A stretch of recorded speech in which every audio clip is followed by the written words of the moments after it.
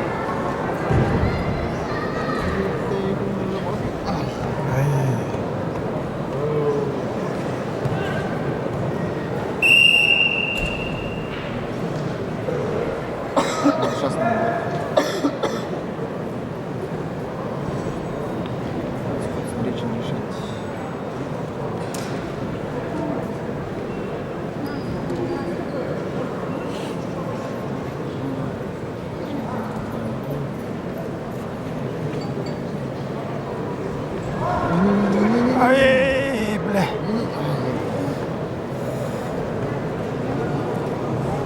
Еще одного приема. Боец в синем углу ринга снимается с данного боя. Дамы и господа, победу в этом бою одержал Темуджин Баяс. Извините, в красном Баясхалай!